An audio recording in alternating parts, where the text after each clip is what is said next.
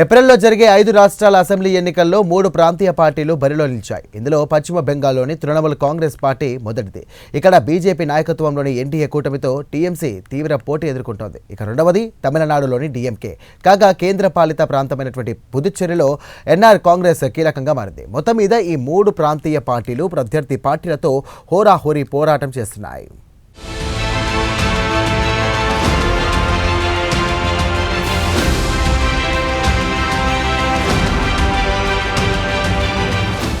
April నెలలో మొత్తం 5 రాష్ట్రాలకు ఎన్నికలు జరగబోతున్నాయి. వీటిలో 4 రాష్ట్రాలు కాగా ఒకటి కేంద్ర పాలిత ప్రాంతం. ఈ నేపథ్యంలో ఏప్రిల్ నెలలో జరిగే ఎన్నికలు ప్రాధాన్యం సంతరించుకున్నాయి.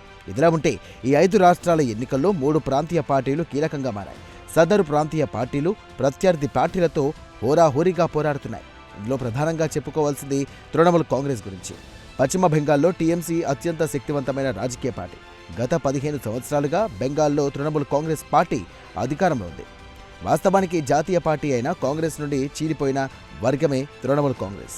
1998లో బెంగాల్ రాజకీయ తెరపైన తృణమూల్ కాంగ్రెస్ ఆవిర్భవించింది. అంతేకాదు, తృణమూల్ కాంగ్రెస్ పార్టీ అనేది 100% పశ్చిమ బెంగాల్ ముఖ్యమంత్రి మమతా బెనర్జీ బుర్రకు పుట్టిన ఆలోచన.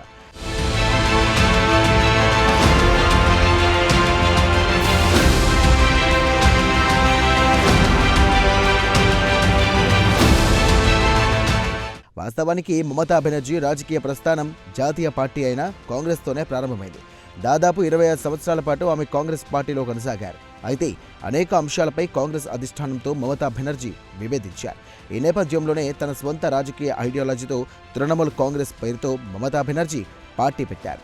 ఆ తర్వాత 2011లో జరిగినటువంటి బెంగాల్ అసెంబ్లీ ఎన్నికల్లో తృణమూల్ కాంగ్రెస్ పార్టీ పోటీ చేసింది.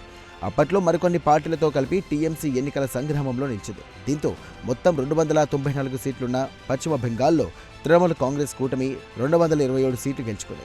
దీంతో 34 సంవత్సరాలుగా అధికారంలో ఉన్న సిపిఎం ప్రభుత్వం కుప్పకూలింది. ఈ నేపథ్యంలో 2011 మే 20వ తేదీన తొలిసారి పశ్చిమ బెంగాల్ ముఖ్యమంత్రిగా మమతా బెనర్జీ ప్రమాణ స్వీకారం చేశారు. అంతేకాదు, పశ్చిమ బెంగాల్ తొలి మహిళా ముఖ్యమంత్రిగా కూడా మమతా రికార్డు సృష్టించారు. అప్పటి నుండి మమతా బెనర్జీ రాజకీయంగా వెనుదిరిగి చూసుకోలేదు.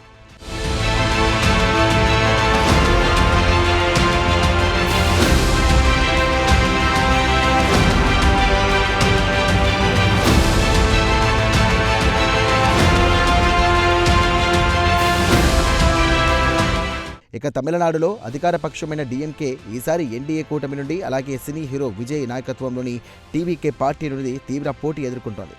కాగా డీఎంకే పార్టీకి తమిళనాడు సినీ పరిశ్రమలో మాటల రచయితగా పేరొందిన కరుణానిధి చాలా కాలం పాటు నాయకత్వం వహించారు. పెరియార్ సిద్ధాంతాలతో ప్రభావితుడైన కరుణానిధి ఆ తర్వాతి కాలంలో ప్రత్యక్ష రాజకీయాల్లోకి ఆయన ఎంట్రీ ఇచ్చారు. కాలక్రమంలో కరుణానిధి డీఎంకే అధినేత అయ్యారు. తమిళ ప్రజల నమ్మకాన్ని చురగొన్నారు. తమిళనాడుకు మొత్తం 5 సార్లు ముఖ్యమంత్రి అయ్యారు. ద్రవిడ సంస్కృతి ఛాంపియన్గా కరుణానిధి పేరు తెచ్చుకున్నారు. కరుణానిధి చనిపోయిన తర్వాత ఆయన కుమారుడు ఎంకే స్టాలిన్ పార్టీ పగ్గాలు చేపట్టారు. అయితే చాలా కాలం పాటు డీఎంకే అధికారానికి దూరంగా ఉంది. అయితే 2021 అసెంబ్లీ ఎన్నికలలో విజయం సాధించి డీఎంకే మరోసారి అధికారంలోకి వచ్చింది. అలాగే ఎంకే స్టాలిన్ తొలిసారి తమిళనాడు ముఖ్యమంత్రి అయ్యారు.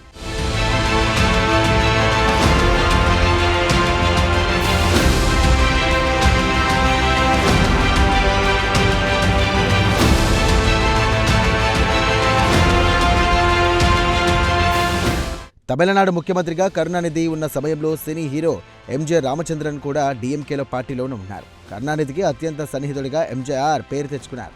అయితే 70వ దశకంలో మాటల రచయిత కరుణానిధి వెండితెర వెలుపు ఎంజే రామచంద్రన్ మధ్య విభేదాలు వచ్చాయి. ఈ విభేదాల ఫలితంగా డీఎంకేలో చీలిక వచ్చింది. ఈ నేపథ్యంలో డీఎంకే నుండి ఎంజే రామచంద్రన్ బయటకు వచ్చారు. ఆల్ ఇండియా అన్న ద్రవిడ మున్నేట్ర కజగం పేరుతో ఎంజే రామచంద్రన్ కొత్త పార్టీని పెట్టారు. కాగా 1977 తమిళనాడు అసెంబ్లీ ఎన్నికల్లో అన్నాడీఎంకే ఘన విజయం సాధించింది. వెండితెర వేలుపు ఇక ఎంజీ రామచంద్రన్ తొలిసారి తమిళనాడు ముఖ్యమంత్రి అయ్యారు. 1977 తర్వాత తమిళనాడు రాజకీయాల్లో పెను మార్పులు సంభవించాయి. అంతేకాదు, అత్యంత జనాదరణ కలిగిన ముఖ్యమంత్రిగా ఎంజేఆర్ పేరు తెచ్చుకున్నారు. కాగా 1987లో అనారోగ్యంతో చనిపోయేంత వరకు ఎంజేఆర్ఏ తమిళనాడు ముఖ్యమంత్రిగా కొనసాగారు.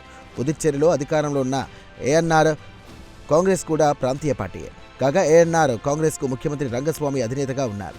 కాగా రంగస్వామి చాలా కాలం పాటు కూడా కాంగ్రెస్ పార్టీలో కొనసాగారు. అయితే కాంగ్రెస్ పార్టీతో వచ్చిన విభేదాల నేపథ్యంలో ఆయన బయటకు వచ్చేశారు. ఏఎన్ఆర్ కాంగ్రెస్ పేరుతో స్వంతగా ఒక ప్రాంతీయ పార్టీ ఏర్పాటు చేసుకున్నారు. కాగా ఏఎన్ఆర్ కాంగ్రెస్ బీజేపీ ఒక కూటమిగా ఏర్పడి పుదుచ్చేరి ఎన్నికల్లో పోటీ చేస్తున్నాయి. కిందటిసారి ఎన్నికల్లో కూడా ఇదే కూటమి పోటీ చేసి విజయం సాధించింది. పుదుచ్చేరిలో ప్రభుత్వాన్ని ఏర్పాటు చేసింది. ఏది ఏమైనా టీఎంసీ, డీఎంకే, అన్నా డీఎంకే, ఏఎన్ఆర్ కాంగ్రెస్ ఈ 5 రాష్ట్రాల ఎన్నికల్లో కీలకంగా మారాయి.